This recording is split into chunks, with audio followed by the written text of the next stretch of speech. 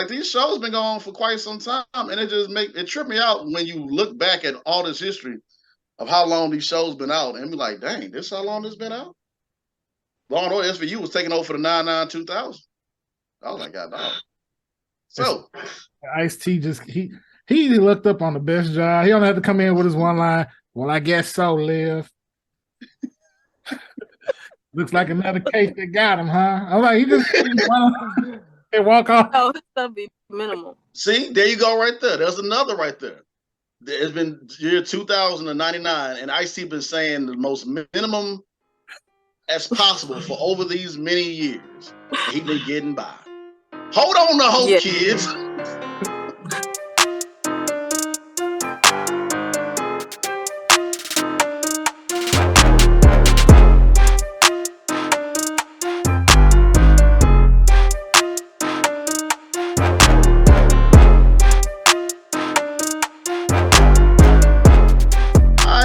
Gentlemen, you know what it is. We've been gone for a minute, but we're back in the I'm gonna stop being silly, man. Welcome, ladies and gentlemen, to the Just Acting Up Show. I'm your boy Joffrey, the host up in the building. We got Chris up in the building. What's up, Chris? Hey.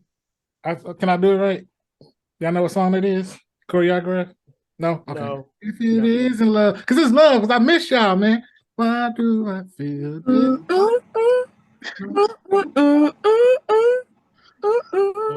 Take it away, Tashay. Take it away, Tashay. What's up, Tashay? How you doing? Tashay? I'm so happy to be back, boys. How are y'all? Well, men. Doing fine. Doing good. What up, Mike? How you doing, bro? Good morning. I'm doing fine. How everybody doing this morning? Man, we doing good. Up bright and early like the orange juice. We got a great show for y'all, man. So we want y'all to stay locked in. We're going to talk about a few things. We're going to talk about a little bit of things, but we're going to talk about it because we're going to do what? Talk about it. That's what we do. Just Acting Up Show. So we're going to talk about some Thanksgiving stuff. Before Thanksgiving get kicked off, we got to have a conversation about that. All right?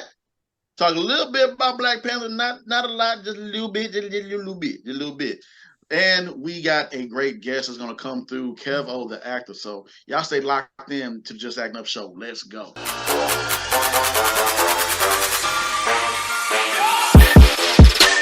All right, ladies and gentlemen, this is the big stage. But before we get the show kicked off, what we want you to do? Like, share, and subscribe, please. Yes. Thank you. Help a brother out. Help brothers out. It's free, like advice. If advice is free. Sorry, I'm thinking of that meme with the Grinch when he was he just.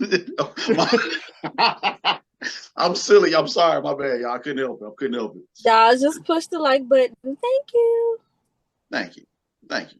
Yeah, man. So before we get into this show, let's go ahead and say, voting is done. Voting is over. Y'all had one job. Just one job. Well, I'm disappointed, especially in Texas. But I understand with Texas that it's all the big cities versus all the small towns, pretty much. Mm-hmm. That's because Governor. Well, somebody told me I was insistent of calling him Governor Hot Wheels, so I won't. Governor Hot Wheels, but the governor of this state. Did I just still call him? Yes, I did. Okay. He outplayed O'Rourke for governor. Same person that let the Uvalde thing happen and said it, it is what it is. Yeah, man. Same person that let us be without power for 4 days in the cold. Okay, I'm sorry. Let me just bring it in. Can I? Will I be very negative if I said I knew that was gonna happen? I knew that was gonna happen. Sometimes you hold on to hope. Yeah. That was gonna happen. It's gonna take an act of God to remove this state to be a blue state. This never gonna happen. So I'm sorry. I'm just being for real. But Ted Cruz did get a warm welcome in the Astro parade. They threw everything. They threw everything besides the kitchen sink at that man. Wind up this pitch. They should be pitching what they. Yeah. Oh man. So yeah. They did. They gave him a run for his money. Yeah, they did. Oh man, but yes, man. Shout out to the Astros again. Mike just said, yeah. Shout out to Astros for being the new World Series 2022 champion. I ain't got my ring. Congratulations. I should have won my championship ring. Yeah, man. No, not the championship ring. I got a replica. Just yeah. You're right there. The big old giant ring too, man. I ain't go to the parade, man. I know y'all told me y'all horror stories. Nah, so I was like, I ain't gonna go. I was like, nah, I ain't going. Nah, I stayed in the bed. I was good. Yeah, it was too many people out there. One dude was in his drawers on the light pole and everything, and people was out there. I mean, hey, man, you want to enjoy yourself? Hey, you're not gonna catch me out there in my drawers on light pole. I would have got arrested. They was canceling school and stuff. They let I know. My job let me off work. I thought my job was going to let me off. I mean, I looked at the text message. My son don't have school on Monday. I'm like, come on now. That's because they're not a real Astros fan at your kid's school. Yeah. My job, they not real Astro fans because they ain't let us off work. No. My son was off. Oh, he was off. Yeah, he was off. But I'm thinking that we was going to be off too. But I guess they don't like the Astros. That's why. They must like the Phillies or something. I don't know. Yeah, but they did give us free Chick-fil-A. Go ahead. Oh no, that sounds good. I would have took the Chick-fil-A. I'd much rather be off. Chick-fil-A is good now. My kids' school, they didn't let them out. What? They was Klein School District was in. Oh wow. My kids was upset. It's like, we want to go to the parade. I was like, not today. Wait, you said Klein was in? Was in, yeah. Klein had schools. I think I think it was just most of the schools within the loop. Why you laughing so? What job? Don't say that too loud because I let my little girl stay home. Look, man, I ain't hear that bus. And my little, hey, look, this is the first time my little kid taught me into something. We don't go to school because we don't go. I'm like, yeah. Like, man, let me look. I looked outside. I see nobody lining up. I said, man, ain't nobody. Man, baby, go on back to sleep. Lay down. And I was like, man, hey, man. Yeah. I woke up mad at the Astros. My son had everything in the kitchen, just everywhere. I'm like, damn Astros, man, they won your ass. You would have been at school today. Oh my God, man. Boy. But hey, man, me and my little girl had a good time though, man. But we had a time last night. But no, we had fun though. So shout out to the Astros again. We're not trying to get you in trouble, Joe. Yeah. We gonna move on from this subject. I ain't got to. We gonna move on, man. So speaking of moving on, man. So Shannon Sharp said it a couple days ago about the Kyrie situation. He said he want to move on from it, but some people just not going to move on from it because that's their main focus. I mean, Brett Favre does owe some people some money, but they don't want to talk about that. Yeah, Wrangler and Copperfish still got him. They didn't come out and they haven't announced anything, not that I know of. But Kyrie, listen, in all, Kyrie, he posted what he posted. I haven't seen the movie. I haven't seen the documentary or whatever. But he apologized and he was wrong. He apologized. But now they got these chores that he has to do to get back to playing the game. That's ridiculous. Yeah, even LeBron came out and said it, he was wrong, but it was excessive, the punishment. It's like, I don't know. And then Minister Farrakhan came out and spoke on it too. And he was saying, like, y'all punishing these brothers for him. He was talking about him ain't Kanye seeking. They're seeking knowledge. They're looking for the knowledge of, but nobody's really informing them properly. They're just punishing them. That makes sense. So that does make sense. It's like you punishing them, but you're not educating them. Maybe educate them and enlighten them on some things, and then maybe we can all learn something. The man is he's human, Mm-hmm. and we all make mistakes, and he's just trying to grow as a person. Mm-hmm. He's just trying to learn things about himself and about history, and there shouldn't be anything wrong with that. Especially if he wasn't the creator of the film, So, I mean, everybody else, we all have the prerogative to be able to just post whatever we want to post in our growth as humans. So should they. So we become a society where it's correction through punishment, but not correction through education and knowledge. I like that. That's nice. Yeah. Like, that's not right. Let me tell you why that's not right. It's like you're getting whooping, but not knowing why you're getting whooped. Yeah. Yeah. So how that person gonna learn if you don't?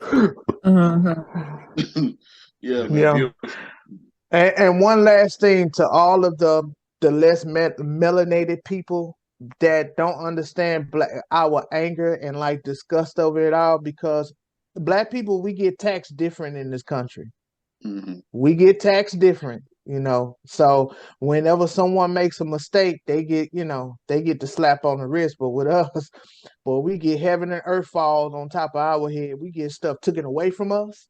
We get money taken away from us. We get opportunities taken away from us, and we are shunned. You're shunned. Go back into the hole which you came from, type of attitude. So that makes us look at our other counterparts, well, not counterparts, but other people like, hey, you didn't do that to this guy. If I'm not mistaken, Donald Trump is about to run again, and this man then assaulted everybody. So, and like I said, like we said earlier, Brett Favre and his business, but when they mention Michael Vick, they can't stop talking about them damn dogs. They still be protesting about him. Right. I'm pretty sure he ain't do to them dogs what we had to go through in slavery. I promise you that, but they don't never want to talk about that. No, they won't. It's just what they feel comfortable with. Right. They didn't feel comfortable with what he said, so we made them feel uncomfortable. But we can feel uncomfortable all the time. We just got to deal with our uncomfortableness, and that's where we at with it. Like, if you make them uncomfortable, nobody wants to have. They don't want to have an uncomfortable conversation. Not at all. Not in the schools. Not in debates. Not nowhere. They want us to just go, oh well, we forgive and forget. And speaking of, in Tennessee, slavery was on the ballot. I don't know if y'all know that. In Tennessee, I caught that. They got 20% of the vote. I caught that, and I was like, "What is going on? Like this? Like wow." The fact that it was on the ballot. The fact that it was on. Like, why is this on? Like, what? You ain't got to say nothing to me, but once I see that while I'm in Tennessee. Got 20% of the vote in Tennessee. 20%. Pack my stuff. Let's go. It's time to go. Wake up, people. Okay. It's crazy. Y'all be really surprised about a lot of things that be going on that people don't really just know about. What they say, you put it in the book or put it on paper, write it down, and the color people, they're not gonna know because they think we don't read, they think we don't educate, and then you find somebody who's reading and educating himself, then y'all wanna lash on him. That's wrong. Right. And last thing, we can move on from this.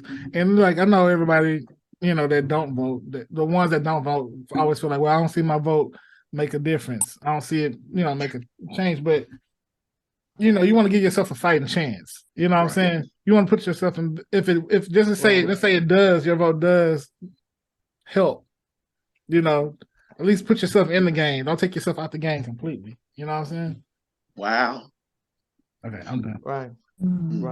Yeah, man. And to finish this segment off, we got to talk about this before this happened. So we got one more week. Y'all get everything together because Thanksgiving Y'all don't come in with these crazy recipes. What do you got? I know I got greens, I got beans, I got tomatoes. You name it. Chicken. I got it. You name it. Got it. Got that. Beans, greens, potatoes. You know, they posted something. They posted something at my job about a potluck, and I used to look forward to the potluck, but now I become like conscious about people cooking, and I'm like, in their own home. Cause don't laugh at me, but I didn't really know what a potluck was until recently. I didn't know that people cook this from their home and bring it to the job. Yeah. Everybody's house ain't clean. I used to eat it up. Like, ooh. But now, and then nothing against cat people, but everything against cat people who do potlucks. You got a cat. No, I'm good. I'm good. Yeah, you got an animal. I have seen videos where they like let the animal taste the spoon, and then they put the spoon back into the whatever they cooking. I'm good. I'm straight. Show me the receipt on what you bring into the potluck. I need to see. I take the Hawaiian bread. I'm good. I take the Hawaiian bread. That is a different type of evil sorcery right there. If you let your animal do that, that is so evil. Yeah. Why would you let nasty? That's nasty. I do not eat at the potlucks. That is nasty. You know what these animals put that? You know what they put their tongue at? You know some of these animals. Yeah. I hate y'all. And hate is a very strong word. Yeah. So I'm good on the potluck. I'm straight. Now I know what it really is. I know the potluck. What? I'm good. Yeah, man. I'm not doing no potluck. But a lot of times at the potluck, people will go and buy stuff for the potluck. I'm fine with that. If I see anything store bought, okay. Yeah, I go for that. But as far as and don't mind me because I might cook something and bring it to the potluck or whatever. But as far as me eating anything from the potluck outside of what I cooked it, bro, probably not. Yeah. No. I just take the Hawaiian bread. When I see that, I'm good on that because everything else I'm straight. You just can't trust everybody cooking. I'm sorry. Try my new recipe, Chris. You know that scene Jeffrey Dahmer had. You know that scene Jeffrey Dahmer had came to the next door neighbor house and gave her a sandwich. Oh, you know what? I have to actually had this incident happen recently at work, and bless her heart, sweet old lady, but it was questionable what she bought. I think she made sloppy joes. Nice. But the way to play it off, you just go ahead, I'm fixing a little something, put it on the desk. When she walked away, just balled it up, trash. Okay, it was good. Yeah, when she came back, wow, you did that. Yeah, boy, girl, don't do it. Put it, slid it right there over to the trash. Boom. Oh man.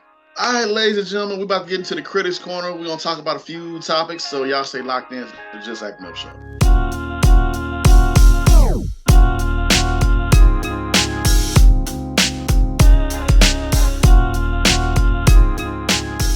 All right, ladies and gentlemen, this is the Critics Corner, so welcome. And if you ever get a chance to, slide on over to Joffrey's VIP room, where we do more in-depth analysis over films and TV shows. Every once in a while, every now and then, Joffrey's VIP room. So, let's go ahead and get this out the way real quick. Kids, if you ever hold on to something for so long and feel that you will never be able to achieve it, you can. For all my nerds out there, Ash Ketchum has won the big one. You know how long Pokemon has been out? I was in elementary when Pokemon came out, and he finally won the biggest prize of all. He won a few of them over the years, but this is the big one. So I'm just telling y'all, hold on to dreams. Even though the boy is 10 years old and 25 years later, he finally won the big one. That makes no sense to me whatsoever. It's like the Simpsons logic. Martin Lisa in 10 days. That's to all our Pokemon people that like Pokemon like that. I fell off with Pokemon years ago. I'm old and gray. I'm old and gray now, James. I don't know nothing about no Pokemon. Well, yeah, that's why I'm kind of just sit back and yeah, we're gonna sit back and let James get that. You got it, dog. I seen this on the topic. I guess this is James. He got to get this off his chest. It made me laugh because I was like, dang, how long does it like, bro? How old we? Like, same thing with what was it like? Law and Order SVU. How long it's been out since it was like 2000, I think. A long ass time. Okay. A long time. The Simpsons been out since we were like what? Before we that was like God dog. The Simpsons though. God dog. Mid-80s. Like like these shows been going on for quite some time, and it tripped me out when you look back at all this history of how long these shows been out, and be like, dang, this how long this been out? Law and Order SVU was taking over for the 99-2000. I was like, God dog. So Ice-T he looked up on the best job. He only had to come in with his one line. Well, I guess so, Liv. Looks like another case that got him, huh? I'm like, he just and walk off. Oh, his stuff be minimal. See, there you go, right there. There's another right there. It's been year 2099, and Ice-T been saying the most minimum as possible for over these many years. He been getting by. Hold on to hope, kids. Been a long time, doggone it. I say, God, dog. So let's get into the other stuff. So the John Wick trailer has just dropped. Did y'all get a chance to see it? It looked good. I haven't seen it. I have not, but I'm gonna definitely see it. I love John Wick. It looked good. Yeah. So when does it come out? 2028? I'm just asking. See, look at this. This another thing with time. We gotta wait all this time to watch this other stuff. I'm just asking. I'm gonna get a breakdown of the breakdown of the breakdown. Oh, wait, when is it coming out? Yeah, when is it coming out? Let me see. Spring. I think it's coming out next year, or the year after next. Definitely 2023. It says 2023. March 24th. Yeah, it says 2023. Okay. All right, that's not too bad. That's not too bad. No, that's not too bad because I heard that it was actually supposed to come out this year after the Matrix, but conflict issues with schedule and everything, so they pushed it back. Same thing with these DC films. Said it was supposed to come out this year, now it's coming out extra years later. So yeah, man. Wonderful cast: Keanu Reeves, Danny Yen, Scott Adkins, great cast. So I'm looking forward to this John Wick 4. Cool. John Wick 4 film that's coming out. And I don't know if y'all ever had a chance to watch The Wonder Years. It's a great family show, ABC. But we thought it was going to come out later this year as well, too. However, it's coming out in 2023. Y'all see what it is, how we start with, this came out early this year and that. Mm-hmm. So, yeah. Time is not on our side. Goodness gracious. But, yeah. Yeah. The Wonder Years come out next summer, 2023. Real quick, shout out Atlanta. They wrapped their final episode for the series finale. Mm-hmm. It was good. Only four seasons total, right? Right. Yeah, 4 seasons total. Yeah. So, Mike, I don't know if you ever really got into Atlanta like that, but you can now catch up on all of it because I know you. Yeah, I know you like to wait for everything. Series is done. Oh, I waited 4 years for this moment. Yeah. I waited 4 years for this moment. Yeah, I'm gonna have to get into it. I'm on that Walking Dead right now. I'm not gonna lie. I'm ready to see how this is gonna end.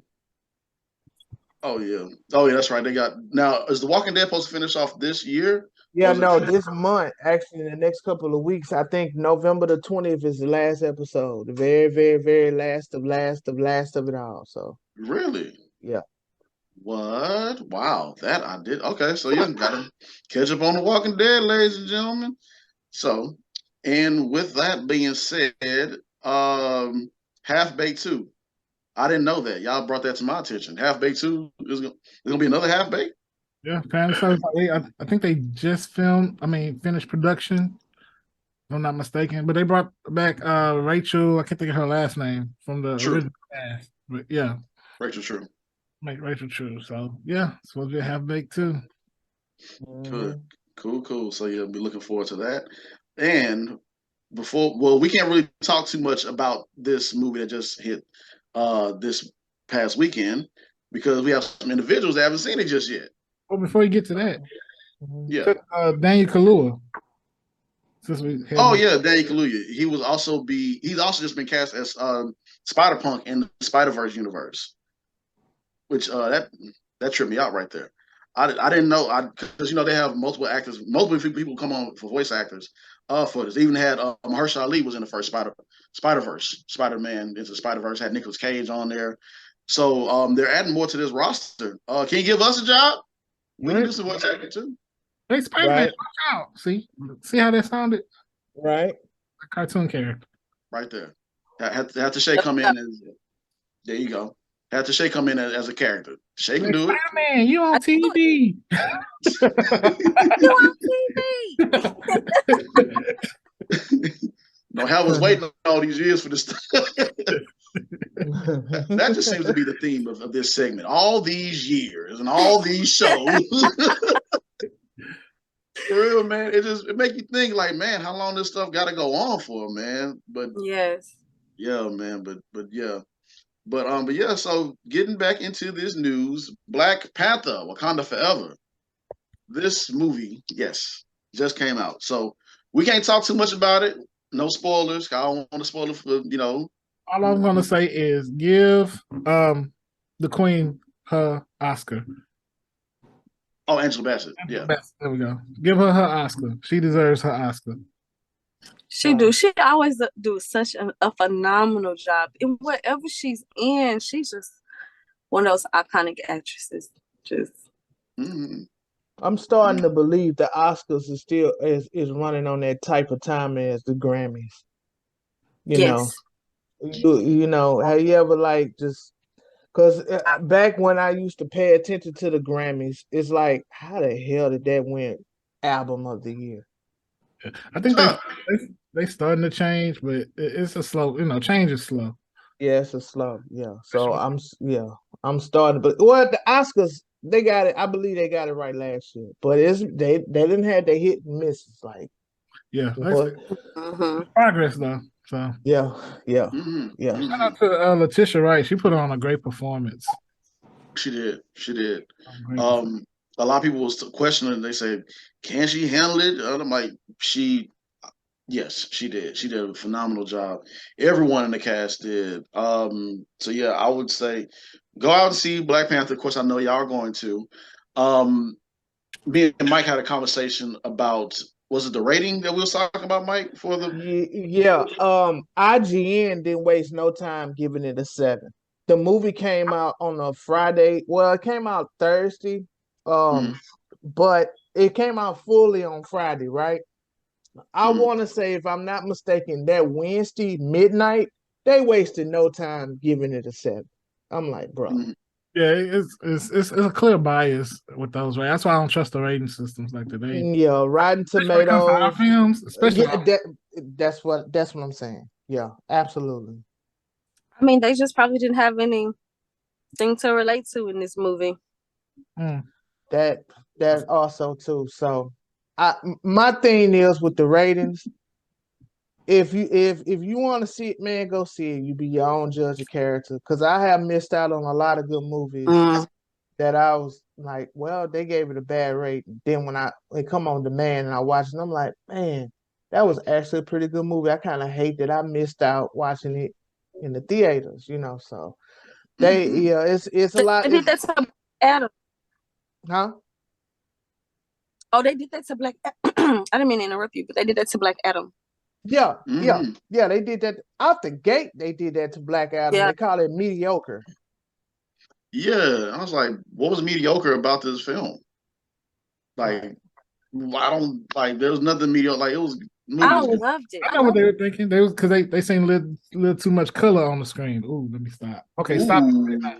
Ooh, It was too It's okay. Like We you need said. to get our own rating system Yeah, that we could rate stuff from our perspective, from the Black culture perspective, Right. and just we just can't. We just gotta stop thinking that other people from other cultures are going to be able to rate the things that we put out that's supposed to relate to us, like they're going to rate it properly.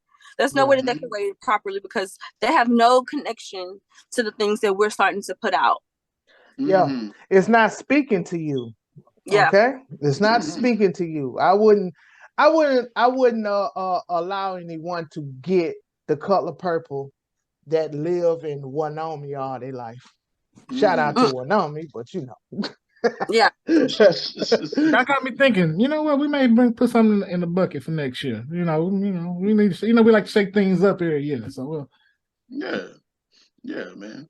So we'll see what happens, man. It's not too what there are a few handful of movies coming out for the remainder of this year. So we're just gonna keep an eye out on that. Of course, you got the Avatar, you got the Whitney Houston. I try to avoid movie theaters during Christmas time. I have my reasons why. I worked at the movie theaters during Christmas. It's just insanity, and I don't got time for that. So Netflix and streaming, here we come. So that's just I'm just saying, man. For me, we'll see. Or I'll go during the day when everybody else doing that thing. But yeah, y'all go see Black Panther, Wakanda Forever, great film, and you will enjoy it. Trust me. Come back and let us know what you rated. And the end credit, I tell you, the end credit is gonna blow your mind and get you excited for the future. Nice. All right, ladies and gentlemen, we have a actor coming through here that's going to have a conversation with us and drop some gems. Y'all going to like this one. Kev O, the actor. Y'all stay locked in. Just Acting Up Show.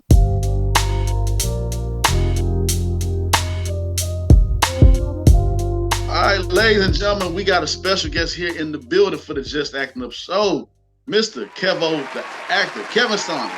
Give him a hand. Thank y'all for having me. Appreciate it. Man, appreciate you for joining us bright and early like the orange juice, bro. No problem, man. No problem. Appreciate it, man. Now, so we was looking at everything that you've done, and you've done like a plethora of things. From like your IMDb is crazy, bro. From like Dope Stick to Champ to Doom Patrol, so much more. We're gonna get into all that. But first, let's get to know Kevo the actor first. So tell us what got you started on your journey. Oh man. So it's interesting. So I always wanted to, tell the story. I've always wanted to act since I was a kid. I did want to act ever since I was a kid, but it's one of those things that was kind of like, just a dream, kind of, all right, that's something I want to do, but it never was really something I pursued in my youth. So, I went to school for psychology. I wanted to actually open up my own practice, to be able to help people. That was really my biggest thing, is how can I help people out?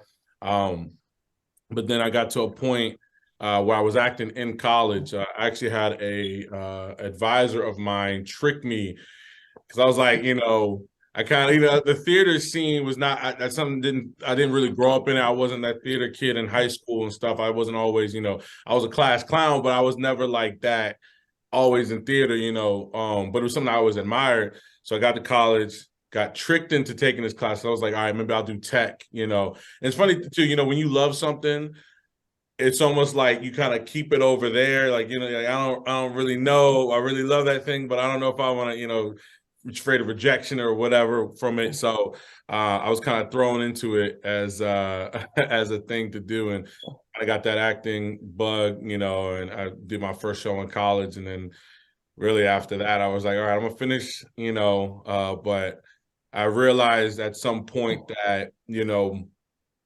although I wanted to help people, I realized that I wasn't going to be fulfilled doing psychology, and I was like, yeah, the acting is what fills the soul. So, yeah, man, been doing it since, and it's been a blessing. So I've been having fun. What's more challenging, do you think, performing on stage or performing on screen? It's interesting, man. I feel like they're two different beasts in some ways. I will say, I think an easy answer probably would be stage, because you don't have the cuts. You know what I'm saying? Like, you don't have that. And once the show starts, like it's on. So I love the stage. A lot of your favorite actors, that you see on screen actually prefer it.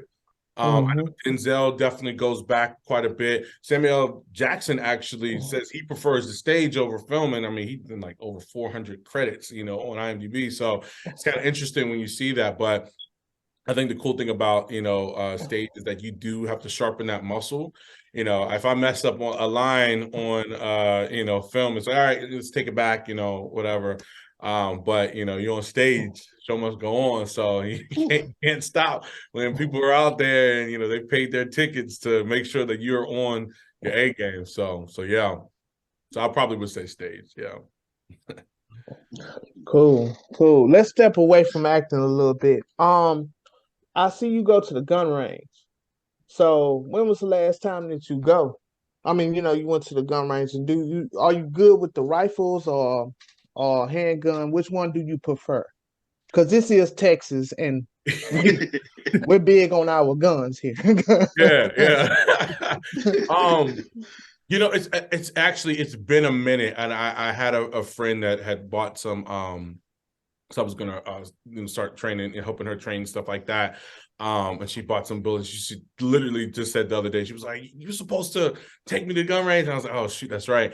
That's something I took on. I think at the end of 2019. I'm from the north. So I'm from DC. So people that had guns up there, two different lifestyles, you know what I'm saying? Yeah. The western part of Maryland, we're all, the country boys are at. Like, I lived out there for a little bit. So, that's what I kind of got exposed to, that side of it, where it was like, okay, these guys are hunters and things like that. So, but when I came down here, it's like everybody and their grandma has one. So it was just kind of one of those things where, I'm a big sports guy. So like, I kind of started to see it as a sport.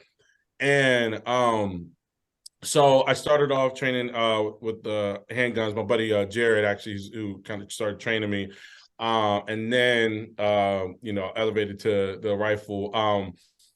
I think I prefer rifles. Because they're big guns too. So I probably say rifle. But it's been a minute, man. It's been a minute, and let me tell you, as I'm sure y'all know, bullet prices went up. Yeah, so expensive hobby. It is an expensive hobby to do, man. So I had to kind of slow down a little bit. But it's fun though. Listen, when I first went to the gun range, this was a long time ago, and I asked the guy over the phone. I said, "How old do you have to be to go to the gun range?" He said, "Sir, this is Texas. This is Texas."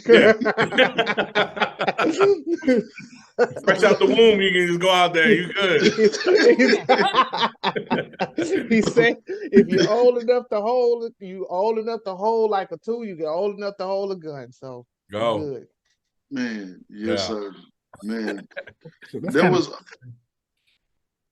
Go ahead, Chris. I was just saying that was kind of disturbing. Yeah.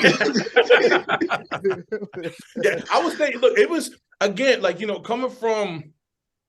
We call it the DMV, the DC, Maryland, Virginia area. Like it's different. Like it's a very different thing. So like it was kind of like taboo for me when I first started coming. But like also I'm big into being authentic, especially on camera too. So that was another reason why I started to train as well, is because like I'm like, all right, there are certain roles that I want to do, certain things, and I have a lot of buddies in the stunt community as well. So I wanted it to be more accurate, as well. So that was another big reason for why I'm like, okay, cool. This is kind of a cool hobby, but also I really was like, how can I transition this to film? So now knowing a lot about it, I do actually watch films like John Wick is probably one of the more accurate gun depiction and like action movies. Cause but then when it's just kind of like one of those things, like whenever you first get into film, like, and that veil's lifted, you can never watch a bad film anymore and turn it off. Right.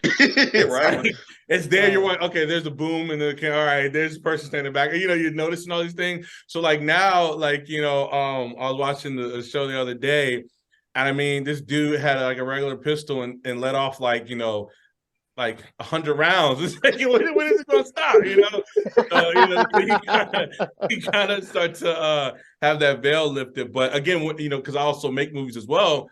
Yeah, trying to be authentic to that as well in the process. You know, it's something that has helped me in that way too. So yeah.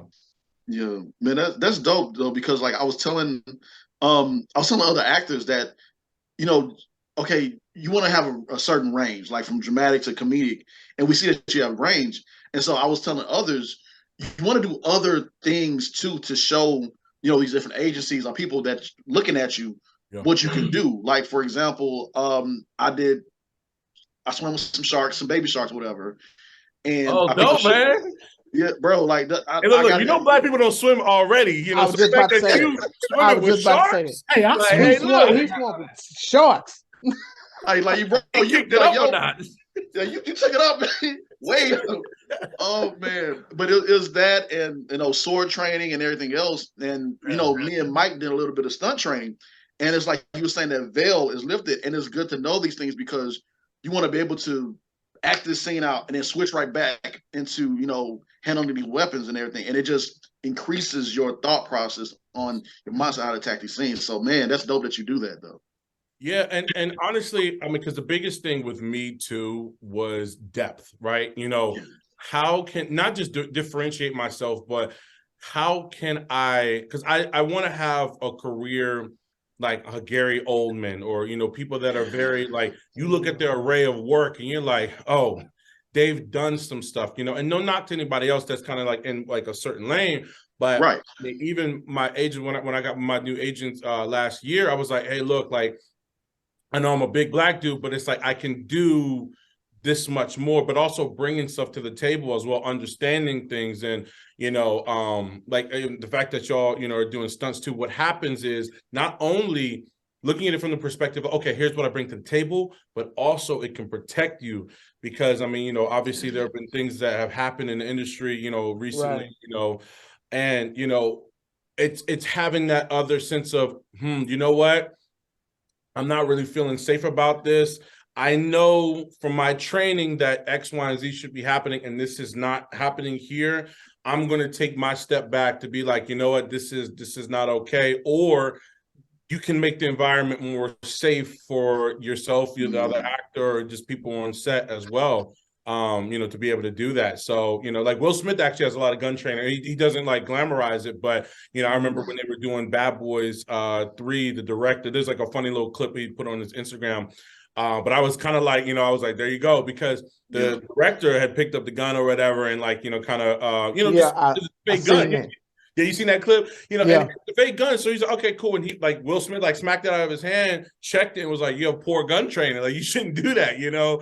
And I mean, it was very lighthearted. But I mean, the truth is things like that can happen. But again, being that he was trained, being that, like, you know, he has that history that protects himself, but also can protect his, you know, other people there too.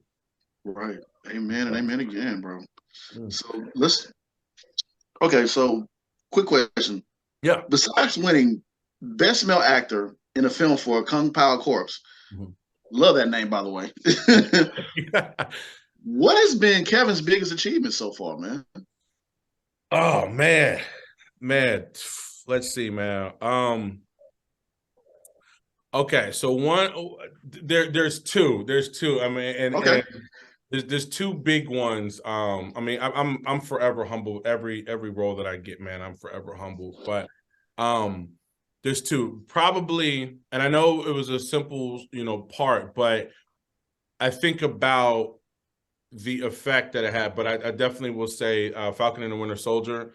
That was a big one for me, you know, because when I first left, you know, Maryland to come down here, you know, I left my job and everything like that because I knew what I wanted to do, you know. And I just remember, I'll never forget too, this I don't thrive too much on negativity. I've realized in my adult life, you can't have you don't have as much depth with it, you know. It's very temporary, so you have to thrive off, you know, other things and that motivate you. But I never forget my boss. He was like the head of the department, and I was good at my job, but I spoke my mind. So he didn't really like that. But I was the best. So, and I would say that very humbly, but it was what it was. But he had said whenever I left, he looked me up and down and was like, "Who do you think you are, Will Smith or something?" You know what I'm saying? So I remember him saying that to me when I left, and I was like, something like that. And I say that because when I got Falcon and the Winter Soldier, for one, it was in 2020. Everything was shut down. Everything was shut down. Everybody was depressed. It was like, look, man, I thought this was only going to last 2 weeks. I play video games, and now it's been 7 months. Like, come on, still in the pandemic too. But, so I got that role, which is also another thing I want to speak on. Yeah. And I think I've said this other times too, is that, in Bryan Cranston, I'm going to quote him, you auditioned for the career, not the job, right? So I auditioned for Falcon and the Winter Soldier June of 2019 for one of the folks that Anthony Mackie sees whenever he first goes back to New Orleans that were working on the docks. Didn't get it. Fast forward to a year and a half later, they're looking to fill different roles and stuff. But because the casting directors knew me, because they knew my work and also that I auditioned for it, they gifted me that, so to speak. You know what I mean? They were like, hey, we have a role that we need to be filled. Let's do it. So having that role, it's like, wow, Kev, you're in the MCU now. Yeah. All the work that you had put in, whether it be small, because a lot of people don't realize that,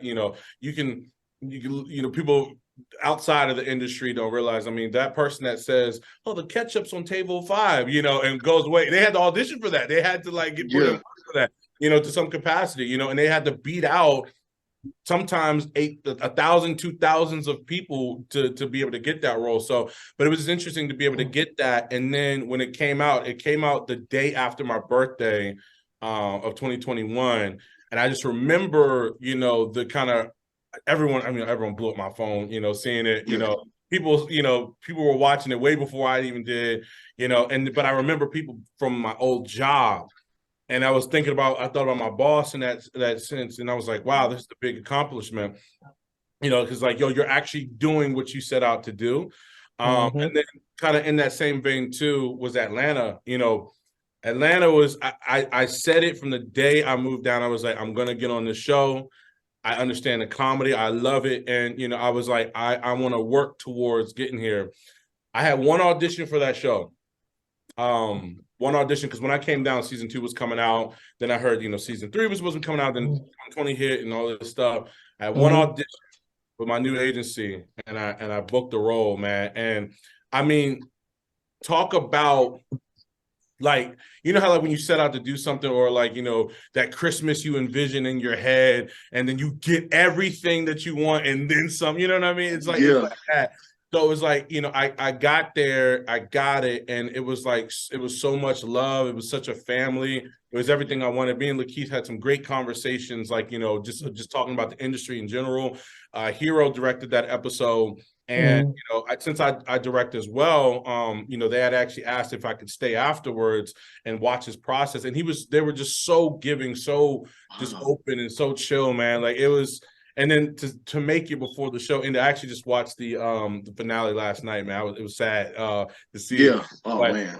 But again, one of those things I can humbly say, man, I actually got on it before, and you set out to do what you said you were going to do. So those were two big for me. Those are 2 big ones for me for sure.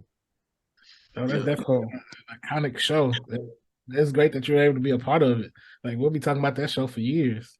Yeah, man. Yeah, it's crazy. It's crazy, man. I was even thinking about this, when I watched the finale too. I'm like, this is not to discredit, the hard work they've put in, but you look at how Atlanta really put Donald Glover kind of was already kind of making a name for himself already. But and the key was, everyone was in their own right, but that really made a pivotal, stance in all of their careers, especially those top 4 in the cast, Zazie Beetz and Lakeith and Brian Tyree Henry. It really, it made them blow up, So crazy. Now, you're also on one of my favorite shows on Netflix, Cobra Kai. Yeah. I was hoping. I was like, you didn't tell him to let you have a face off against Stingray. I'm just saying, just throw that out there. Hey, look, man. I'm putting a good word for me. I'll write them too, man. That'd be fun. That also was a cool one too, because like, again, I'm a huge fan of the show as well. Mm-hmm. And my one of my friends, he was like, "Yo, you're like collecting like all your Infinity Stones of all these shows here." But I do have like my Atlanta shows that I'm like, yo, before they're over, I want to get on them. My other two pivotal ones were The Walking Dead and Stranger Things. I can't get on The Walking Dead. The Walking Dead ended already, so unfortunately, they do have spinoffs, but they didn't make the actual show. But I still got fingers crossed for Stranger Things. But Cobra Kai was one of them, and it was cool because in that scene, to open up, I mean, everybody was there, like all the core, like adult cast was there, and it was like, oh shoot, that's like Ralph Macchio, like. After like these guys are, and they were super cool, super cool. Like everyone was you can definitely tell it's been a family of people, and they were like very open, very welcoming. They invited me out afterwards and stuff. It was really cool, man. Just really cool people.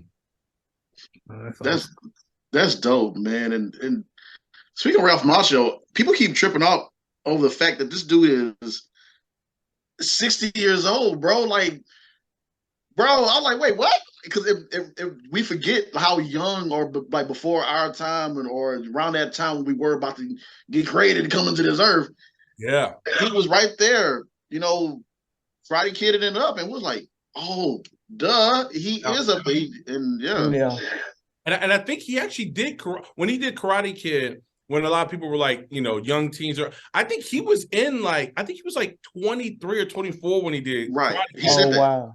Yeah. So we're thinking like, okay, he's like a 16-year-old kid at the time. Like, no, he's a man. Man, I'm telling. Oh my gosh, dude! He's got a book that came out too. Actually, my old roommate just bought it. He has a book that just came out. That's supposed to be really good. Yeah, I heard about that too. I need to look into that as well too. Yeah. Man, so let's see. So speaking of Falcon and the Winter Soldier that you mentioned earlier. Yeah. So for actors, all of us, we know how long these scenes can go on for. And you just had like a real quick couple of lines, couple of words. Tell us, how long did that scene take to film? So people can know exactly how these things go. Yeah. Well, we also were in the thick of COVID too, so that was so I'll tell you. So all right, I'm gonna give it, and I'll be rapping too sometimes, so I'll be talking for a while. So I apologize. No, you good. So when I first got it, I think it was like a week to film. I think I got booked it on like Tuesday or Monday, and then they wanted me that following Tuesday. Okay, so there was that. I had to test like every other day in between, because that's when we were in the thick of COVID before vaccines and stuff like that. So it was boom. Well, then it rained. It was rain. We had rain delays those 2 days or whatever, because they wanted me on like a Tuesday and a Thursday, or Tuesday and a Wednesday. And so I pushed it another week. All right. So then I get there and it's a night shoot. So, y'all know how night shoots go. Like you gonna be there all night, So so this one, I think it was a quicker night shoot for me. I came there, got to my trailer. You know how it is. Hurry, and then you just have to wait around. So hurry, just to wait around. So I got there. I think I had to be there at like 8 or 9, anywhere between 8 and 9 or 10 or whatever. Sat in my trailer for a while. By the way, Disney trailers, whether you saying one word or two, whatever, they got some nice trailers. All right, they nice, So gotcha. When I got on that set, that was like, I think at the time was one of the first biggest sets that I've been on. I was like, oh, so this is what $400 million looks like. This is where this money is going. So yeah, I think my call time was like 8 or something like that. I actually got to set by like 12 or 1. And then I think we finished filming around like 3. Fun fact about that. So I saw Sebastian Stan. I was passing him, and they were doing the stunt where he was like falling down and off the thing. He grabs it with his hand. Anthony Mackie wasn't there, and they gave him the night off. So I was the air. It was like wide open air. I didn't see him in his suit. None of that. Yeah. But I will say this though. There's another project coming out. Especially guys around our age. I think I can assume that we were definitely fans of it. I can't say what it is, but we were fans of it. Mackie's attached to it, and I got a chance to work with him on that face to face. And it's funny because he was like, "Where do I know you from?" And I was like, "He's like, Louisiana." So Louisiana. I was looking very Creole down there, looking like brothers and sisters of everyone down there. So he was like, "I thought I went to college with somebody." I was like, "No, actually, I knighted you as Captain America." And he's like, "Oh, that makes sense. That makes sense." So we did get a chance to work with each other. It was a funny thing because people thought like, "Oh man, how was it working with Mackie? You were there with them. You saw the suit." I'm like, "Boy, yeah.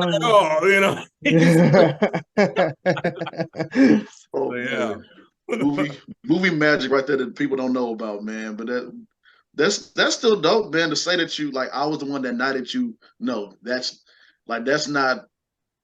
Captain America. I remember the lines too. I'm like, that's really dope. And I was like, that is you. So yeah, that was dope, man. That was freaking dope, man. So, he's that guy that did the thing, that said the thing. Yeah, right. Got that brother right there. Yeah.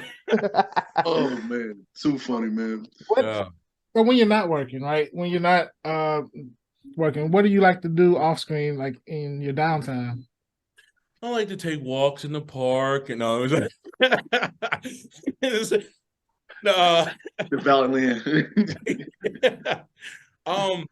these days, man, because I like I told you, I produce my own content and create as well. I've gotten to a point in my life where I realize, especially now, you know what I mean? I don't have any kids, I'm not married or anything like that. So I try to be in a space of creativity as much as possible. Now, obviously, I do have my times where I hang out with friends, we grab wine and things like that.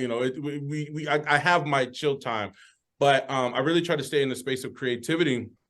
By God's grace, this year I've been very busy, but I've been really pushing, man, to just create content. And I if I can say anything to actors, man, is create your own content. Learn. And I know sometimes a lot of actors, they're like, well, I don't know how to use this stuff. I don't know how to do this stuff. But the cool thing is, which I say actors have kind of an advantage over other people, is that we get a chance to be on multiple sets. So we're meeting a lot more people. And a lot of people that are working these different jobs and stuff, like, that grip that's working, he actually wants to be a DP. He owns stuff. He has the ability to actually do that stuff, but he's working his way through to fund his project and or learn under X, Y, and Z to get to that point. So he also wants that outlet as well. So I tell actors, I'm like, look, network when you're on. I mean, obviously respectfully though, but network, talk to these people and stuff, and build your tribe, so to speak. So a lot of times, that's what I'm doing is I'm trying to create content. There's a couple things I'm actually working on right now. I'm working to have my first SAG short that we're doing. Thank you. Nice. Yeah, Nice. a lot of paperwork is expensive, because and then with COVID protocols too, a lot of people don't know. I've had some friends that have been unable to make SAG films just because of all the COVID, compliance and stuff like that. It gets expensive. I tell they said originally whenever they first were doing all this stuff that 10% of a film or TV show's budget is going to go to COVID compliance. And people are like, that's a little, no, it's not much. It's a little high. Think about it. So, I'm sure y'all know this, but, for every COVID test, like on a non-working day, it's $250 that's right. one actor. That's one actor. That's not all the hand sanitizer you got to get, all the gloves, paying the people to actually do this stuff. So, when you look at these sets, you're like, oh, okay, this gets expensive. But, so I do know a lot of independent filmmakers, it gets a little bit more difficult because you do have to kind of go through certain, channels to be able to do that. But yeah, again, I'm rapping right now. But, what I try to do is I try to definitely create my own content and just really stay in a place of creativity, training. I cannot stress this enough. If there's any actor or aspiring actor or anybody that's listening, train. I got asked a lot recently, should I go to acting class? My answer is simply like this. Does a pro athlete need to still go to the gym? Right. Right. If you say no, then there's a problem there. But it's very simple. But, LeBron James is still going to the gym. He's still taking his body very seriously and stuff. So actors should go to the gym too. But the big thing is like your metaphorical gym is your training. And how you can stay in a place of growth and consistently, diversifying yourself and having depth. I shared it on my Instagram a while back, you guys might have seen, but a big part of where kind of I've been pushing to, I remember Don Cheadle had said that, some people get lucky and then they find out that they have no depth to who they are, and then they just kind of get pushed aside. It's like, I want to get an opportunity, be ready for it, and then say, oh, I have this too. Hence, we were talking about the training and stuff as well earlier, and gun training and stuff like that. So yeah. I hope I'm answering y'all's questions. Again, no. You are. I'll start ready. We give you the platform to be able just to talk, and just you giving us information and you helping us out as well. And then there's these spaceships that, come down. He's like, no, what are you talking about anymore? This man is just rapping. And you know what? What's it like? Hey, man, you ain't talking about some spaceships? I know. I'm like, oh, I ain't never been to outer space yet. No, man. Hey, no, we tell people all the time that come on here and share these things with us. Thank you so much for, being vulnerable enough to share these things, because they're not just us and not just for you, but there are others out there that are like trying to still figure this thing out. We're all still trying to figure this thing out. Right. It helps with knowing these steps or knowing your struggles, your highs, your lows, and getting there. So everything that you're sharing with us, man, we appreciate it, man. Of course. Yeah, bro. Yeah, man. So moving on to the next question, man. I remember seeing this on your IG, bro. You said you had like a blast doing this, and it looked like it was fun.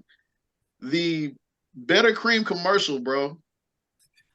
Yeah. That looked like it was comedic gold, and the way how you handled it, your way you was doing it, just writing like, okay, yeah, that's what you want. And like, what's up, Better Cream? Yeah.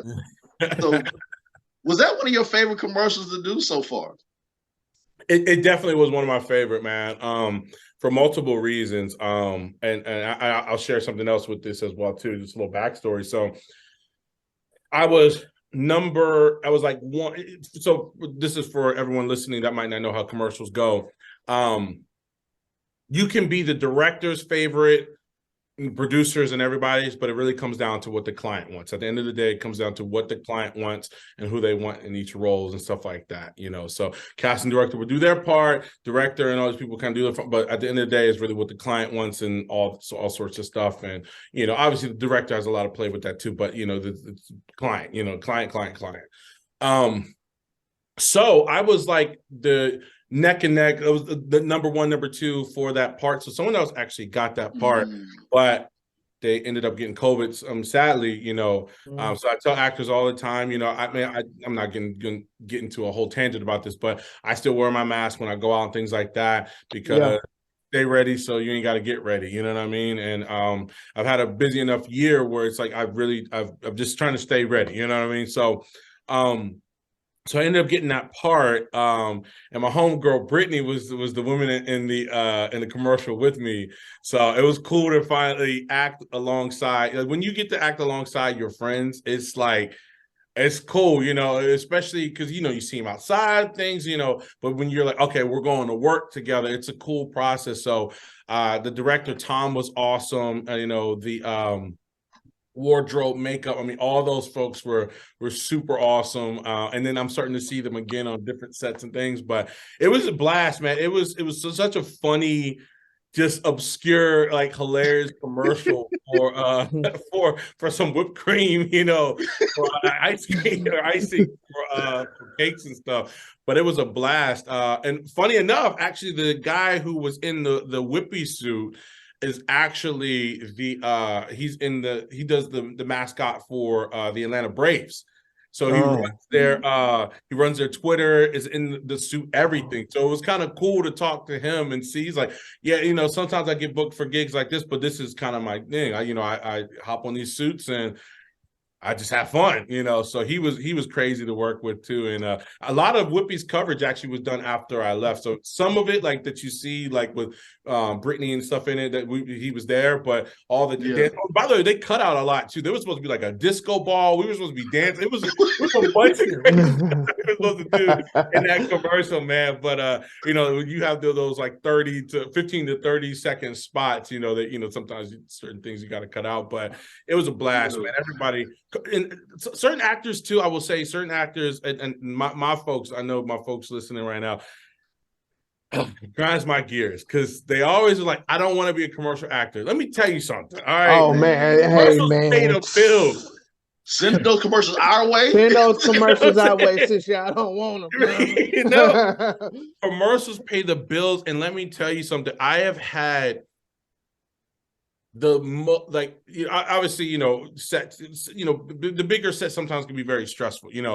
I've had the most fun and most freedom on commercial sets. Like I genuinely have, and so I tell people all the time, like, yo, don't sweat it. Don't overthink it. Like, they're like, I don't want to be a Flo, or I don't want to be a Jake from State Farm. I was like, first of all, like, okay, I get it. But at the end of the day, they getting paid. So that can release some financial freedom for you, because especially if you get a full-scale SAG commercial that's running nationally like that. Like, Flo's a millionaire. Jake was he's a millionaire. You know what I'm saying? Yeah, so not just only that, he goes to the Super Bowl for free.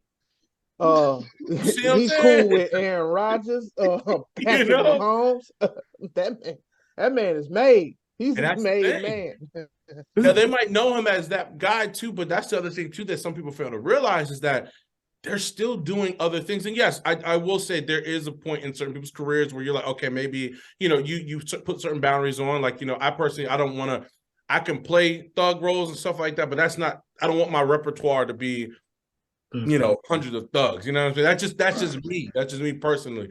So it's really what kind of career that you want to have. But, at the end of the day too, like people like Flo, though, that actually plays Flo, she does other stuff. If you look at her IMDb, she's done other stuff since she's been Flo. But it's interesting how they're able to, make her look as Flo, and then as she's able to be an actress in other things, people don't even realize it's her. So it's very interesting. It's very interesting. So yeah, do commercials, y'all. Look, make that money and have fun. I'm telling you. Exactly. Unless it's that one commercial to be like, well, you have that itch that's right under your skin. Yeah. Commercials. Take this. Stylofoam. Stylofoam may cost, you were in love with that mesothelioma. Like, oh shit, oh man. A Cialis commercial. Exactly. Look, I'll do a hover around commercial or something like that. Look, I'll get on one of those little things. Little hover around. Man, look. Let me do that. I'm with it. Right? You like, can't get it up? Look at this guy. Exactly. Like, what? That was what the commercial was for? Your picture all on billboards and everything. Oh man! You remember on Lethal Weapon? I don't know if y'all ever seen that movie. I'm pretty sure everybody did, but that commercial where they all waited around the TV because the daughter was in, and he was all excited. It was a condom commercial. Oh, man. Yeah. And Mel Gibson's character, I forgot his name. He said, "I actually think she did pretty good, Rod." That's my daughter, man. That's my daughter. Hey, look, but sometimes, look, man, look, they're like, hey, we're gonna pay you, $20,000 straight up, and we're gonna run this. And you don't give us this. You're like, yeah, might have to do that condom commercial. I'm sorry. I ain't gonna lie, I'm gonna have to do that condom commercial. You know what I'm saying? Straight up, man. Just one last question. Who are some of the people, or who is on your top list of people that you want to work with in the future? Oh man. So actor wise, I mean, there's a huge list. I would love. I mean, like these are some of the top people on my list. I would love to work with Will Smith. Would love to work with Will Smith, Leonardo DiCaprio, Tom Hanks. You know, like those three. I mean, don't get me wrong, like Denzel and all these people. I had a lot of pivotal people, but you know, those three people, like I grew up watching. Like so they were in some of my favorite movies, and you know, who didn't love Fresh Prince growing up, and you know, seeing someone like Will, and it's like, wow, I can do that. Like when I saw these guys. And I liked Leo a little bit later because some of the movies that he was in, I started to watch a little bit older, early teens. But like I watched, like especially Tom Hanks and Will Smith, and I was like, wow, like these guys are doing this, and I love their movies, and this is something I wanted to do. And of course, like then when I started to do more studying and watching different types of movies, the Don Cheadles, the different actors and stuff out there. Tom Hardy is honestly probably one of my, if not my favorite actor out here, like right now.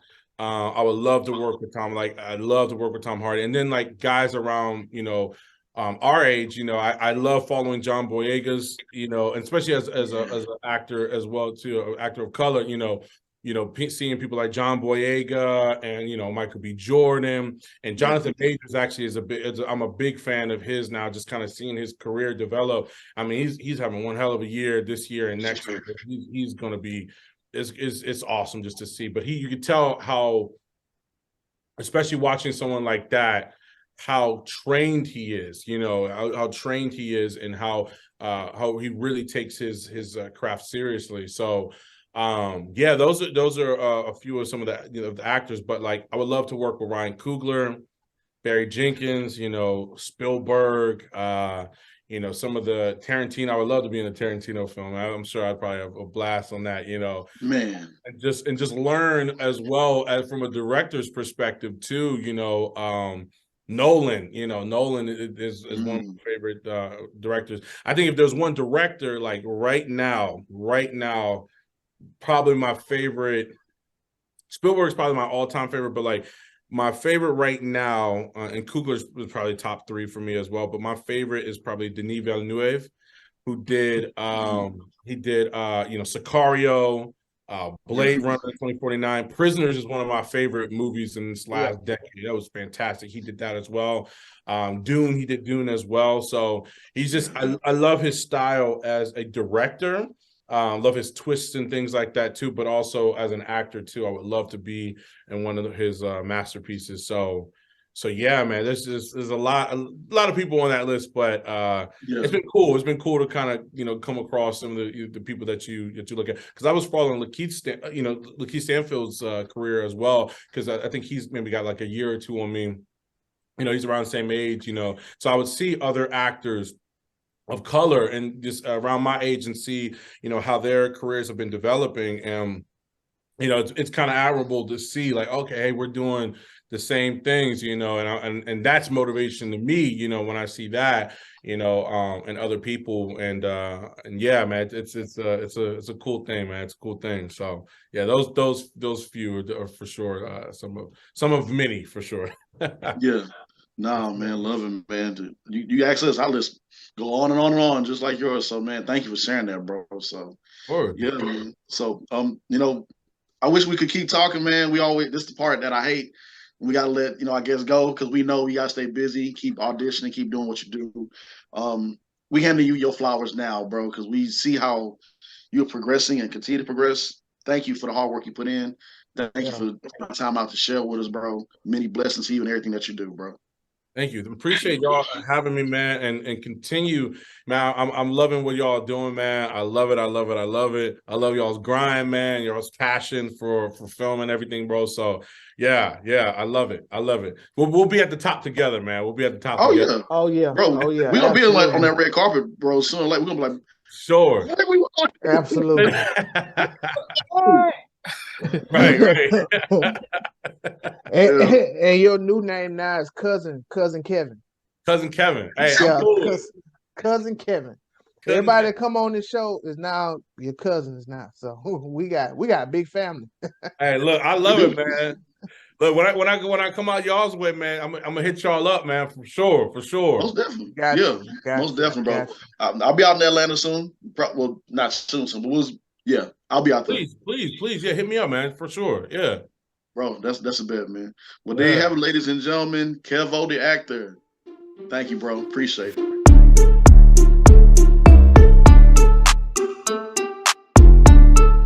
All right, y'all. This is Mike's favorite segment of all.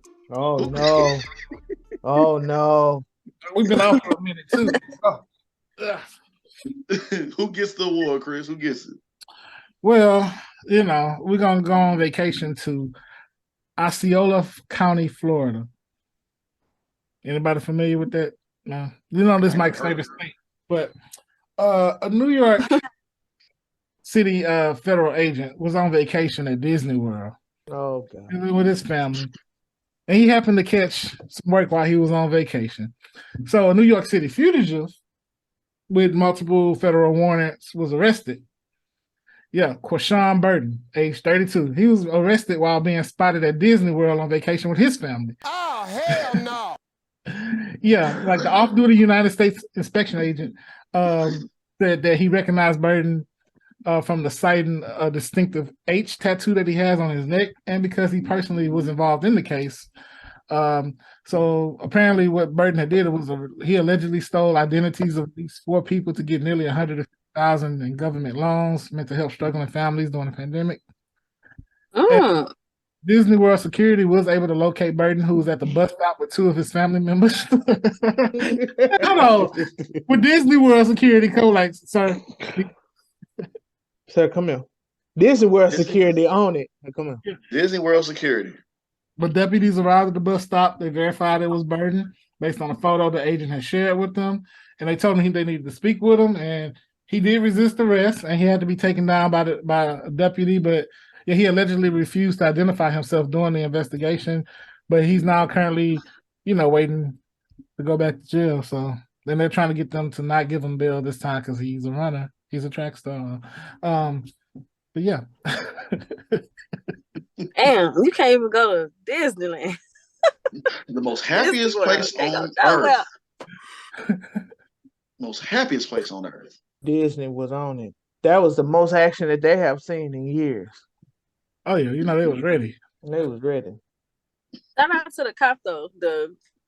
I guess the cop that was out there with his family. I guess he wasn't having enough fun out there at Disney World because he too busy scouting for fugitives and stuff. No. Shouts out to his wife, because if he didn't have a very understanding wife, like, hey, goddamn, we on vacation. Right? Let that man go. Let that man go. Oh man. Well, and be careful out there, ladies, when you go on vacation. I remember this one time I was dating somebody, and I told him, I say, my suitcases wasn't going on vacation with us because now I'm dealing with emotional baggage. I really honestly thought you was gonna say something meaningful. Chris. I really honestly thought he was gonna say something very mean. What? I thought you was gonna share something emotional with us. Oh my goodness. Good one, Chris. Good one. So where do beekeepers stay on vacation then? Y'all know? Come on. No. They stay in an Airbnb. Yeah, beekeepers. Airbnb. You put a lot of thought in this, didn't you, Chris? We're just making things worse for Mike today. We talking about Pokemon, we talking about Airbnb, and you guys are fully on it today, ain't you? Well, since Mike ready to drop the mic. He ready to drop the mic and just gone. Oh man. Oh man. Since the suspect did get arrested at Disney World, makes me think, which princess will make the best judge? Yeah, any idea? For me personally, I think it'll be Snow White. Because she's the fairest of them all. Oh God. She was the fairest, Chris. She was the fairest. She was. She was the fairest. Was the She fairest. definitely was. Was the fairest. But no, seriously, who would be the princess? Who would be the best? Cinderella. No, she let people walk over. She let people walk over. She let people walk all over. You know how it feel to be on the up and under. You know, she gonna be like, no, don't do them people like that. Man, I need a Disney princess that's gonna put her foot down or something, man. I would say the Princess and the Frog. That's what I'm gonna say. She ain't take no she ain't take no mess. Yeah. Well, you better be in the right, because she gonna put you under. Yep. What's the one from Frozen? The one with the frozen powers? Elsa. Elsa, yeah, she ain't finna put up with that for she cold-blooded. Yeah.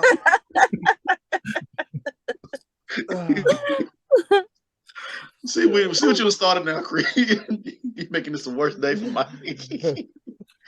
Oh no, that did raise. Might as well just go with Fiona. She changed too much. Yeah.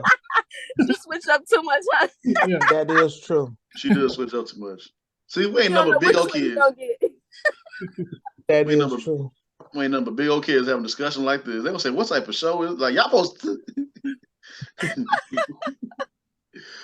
Oh man, too funny. We acting up, ain't we?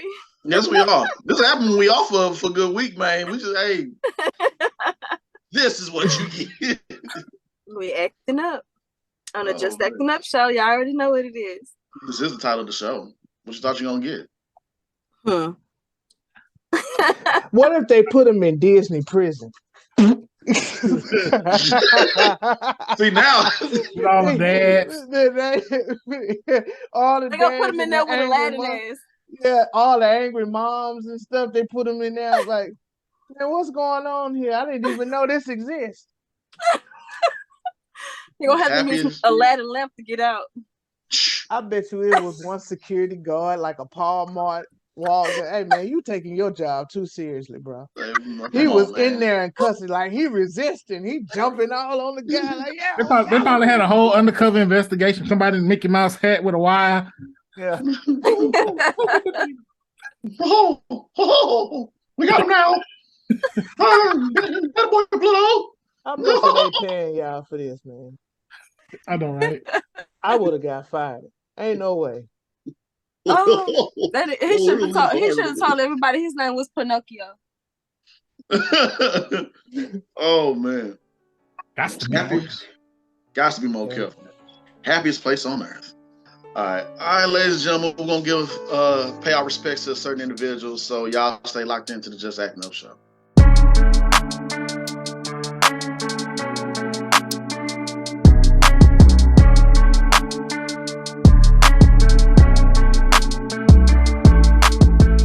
Ladies and gentlemen, welcome to the Balancing Act, where we focus on mental health awareness and we give flowers out to individuals, all pay our respects. So we know that the holidays are right around the corner. So of course, mental health is key. So please get yourself some help, get around some good people, some good friends. Seek help if you do need help with any aspects. Don't be ashamed. We all go through something. Even the ones that seem like they have it all together might not have it all together. You've got to go to church. You've got to call a hotline. You got to call the Better Help hotline. Do what you need to do. Give yourself opportunity to win and to get some help. So with that also being said, now we have to also give flowers out to certain individuals. I'm going to get this one out the way first, since we was heavy on cartoons today. I'm going to go ahead and get this out the way as well and talk about this. So this person was he was part of our childhood. Kevin Conroy, the voiceover artist for Batman. That hit home for a lot of people online a few days ago. Man passed away at 66 years old. Now, if you watched the Justice League when you was a kid, or being a big teenager like myself watching cartoons, but his voice was so iconic to a lot of people that was fans of the Batman. So when you think of Batman, sometimes you really do see or hear Kevin Conroy's voice. So Not sure what exactly happened. They're gonna do the biopsy, and we'll find out. But other than that, rest in power, King. Thank you for what you've done, being a integral part of many people over the years, for lending your voice to video games, to cartoons, all that and more, and films as well. And what's funny is back in 2019 he got to play the real life Bruce Wayne in Batman series. So he got to well, he did the animated for so long. So for him to be able to really play Batman, that was cool. Yeah, that was cool. That's the cherry on top right there, man. That was dope. Tragic has hit Houston, Texas, past couple weeks ago. The rapper known as Takeoff. Of course, we are, covering this a little bit late, but it was still some things that we need to, find out first, even though there are still a lot of things that we don't know. But we have to pay respects to him. I think he was only 28 years old. Yeah. Yeah, man. One member of the Migos, man. And it's sad and unfortunate that he passed away. And I know him and Offset, they weren't on good terms. Was that correct? Yeah. Him and Offset wasn't on good terms, and Quavo is his uncle. Yeah. And Offset his cousin, ain't it? Offset is his cousin. Yeah. They cousins. It's all family. But at this point, man, we've been running this show for almost 2-3 years now. Ever since 2 years, I'll be forgetting. But but long story short, we didn't have so many rappers that have passed away due to gun violence. I remember when we covered the story with Young Dolph. So at this point, it's like whatever I said then, it's like repeating it now. So all I have to say is just condolences out to the family, prayers to them. Quavo just posted something that was pretty sad, and it got my attention. And I just had to start reading it. Yeah, it's very unfortunate, very, very unfortunate. Yeah, man. So sad and unfortunate, man. God give flowers out to the individual. 28. Wow, man. 28. Yeah, man. So for everyone out there, of course, we always talk about it, but we talk about it even more because it's sad that we're losing lives over gun violence or just some misunderstanding.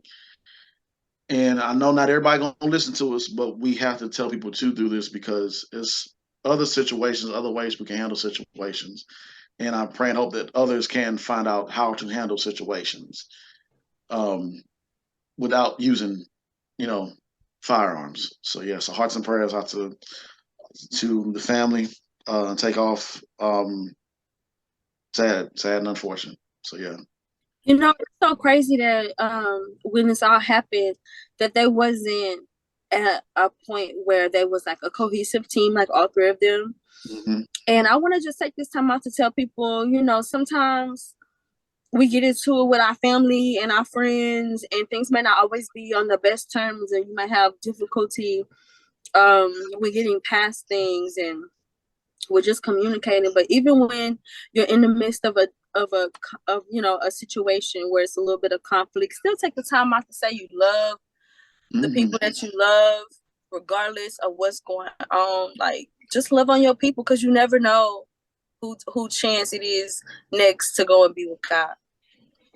Yeah, and the piggyback off of that, and we're gonna keep this short. I don't want to go long, but this happens every time when there's a tragedy. We all say the same thing. We got to keep in touch. We got to, hey man, call me whenever you just want to talk or whatever. But we actually have to really mean it. Like mean it. Every funeral that I have went to, every time when someone passed, they said the same thing. You're gonna have to really mean it, like in your heart of hearts, like. Seriously, if I run across your mind, I believe that's God's way of telling me you need to talk to him, because, like I said before, God lends people out to you. You don't never know when he gonna want them back.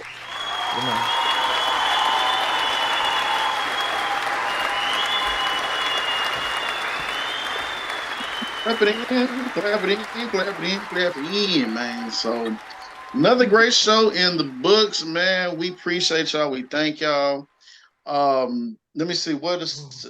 Wait, I'm trying to think because we got Thanksgiving is right around the corner, isn't it? Come on, James. Give us some positive vibes, boy. Because Man, Thanksgiving right around the corner, man. We got another show coming up for y'all to talk to some people. I mean, we gonna eat. I know I'm gonna eat. I don't know what I mean. Hey, we're gonna talk about Thanksgiving one more time before before we cut up out of here because we want to get y'all ready for these goddamn bills. Let me Are ask, you ready? who all got a plate tour ready to go? You know what a plate tour is, right? Oh, I need to get mine. I'm gonna stop at my granny house. Gotta go to my mama house. I used to do that. I used to do that till my wife was like, "No, we're grown adults now. We need to stop doing that." And that was just recently. We in our 30s. We just stopped it. Well, you mad? I'm not mad. I'll get home. It don't matter. I'll get home cooking every day. I don't either. Well, guess what, Chris? I don't either. Oh man. Where's Tashay? Tashay done froze on us again. She's frozen. There you go. There she go. There she go. There she go. I got this ice box where my heart is. Mike is crazy. I'm Elsa. Elsa. I'm Elsa today. She Elsa. I'm Elsa. Freezing everything. Frozen. To say you got a plate tour, you lining up, or you gonna just stay at home and what you gonna do? Man, I need to be included on the plate tour because I'm cooking. You cooking? That's what's up, man. That's what's up. Now, I don't know. I cooked last year. I'm trying to figure it out because everybody's switching up their stuff, and I'm not cooking no big meal. Ain't nobody coming because I hate putting up all that damn food at the end of the day. Let me tell you, I'm not doing that. It all depends on who coming and who not. If nobody coming, I'm coming to them. Well, whatever you cook, my black people, please, please, I can't stress this enough. Please let it be on time. Okay. Thanksgiving do not start at 5 in the afternoon. If the Detroit Lions lost and the Cowboys had already played or whatever the football game is, that means you are late. Put that back in the stove, put that back in the refrigerator. Cook that next time. Okay. I can't stress that enough. I mean, one time somebody was so late, I said, baby, come on, let's go to Applebee's. Come on, I can't wait. Come on. This don't make no. I was so frustrated and irritated that day. I was like, come on now. This don't make no doggone sense. Best believe, like we did last year, we best believe we're gonna have our list of Thanksgiving mishaps. So y'all get ready for that next week. That's right. Yeah. So Chris, you got a positive note before we get up on our out here? Let's go with this one. Some days are better, some days are worse. Look for the blessing instead of the curse. Be positive, stay strong, and get enough rest. You can't do it all, but you can do your best. Boom. Very good. Drop the mic. Very good. Love it. I like that. Boom. That was really nice. Yeah, man. All right, people. Chris coming through. Put that good energy into the world. It's a do-good season. Shout out to my All right, now, Mr. You're giving spreading the love to everyone, y'all. Hope y'all catch Dave Chappelle. Darkness. All right, y'all. All right, y'all have a good one. Peace. Till next time.